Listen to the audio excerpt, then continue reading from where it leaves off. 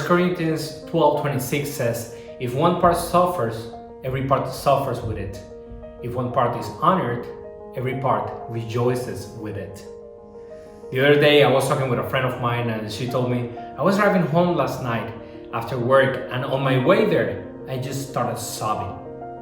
I didn't know exactly why, but it was this mix of fear with anxiety, with something else.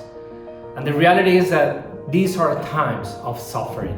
Our world, communities, families, you and I are suffering. Together we're going through this pain. We all are grieving because we all are experiencing different losses. The loss of our routine, of worshiping together in a building, the loss of physical touch, of meeting with friends to have meals together, the loss of jobs. We are grieving the world we knew. At the same time, we have seen how communities and churches have come together to help those who are more vulnerable. Those who are being directly affected financially, physically, spiritually, by providing meals, prayer over the phone, chalkboards with positive and uplifting messages, among many others. I have witnessed how healthcare workers have left their own needs and fears aside and have bravely faced this pandemic. Because as the verse says, if one part suffers, we all suffer with it. The reality is that, as the book Spirituality of Imperfection says, only those who know darkness can truly appreciate light. And only those who acknowledge darkness can even see the light.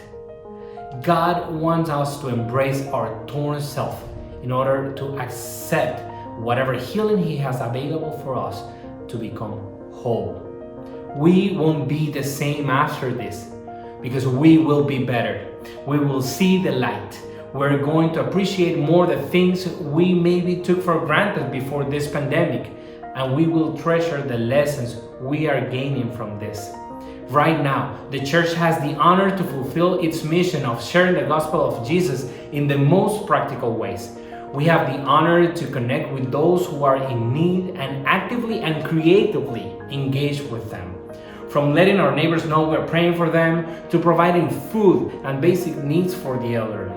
I invite you to pray for God to give you creative and safe ways to share His love. I'm sure He will answer, and we all will rejoice. God bless you.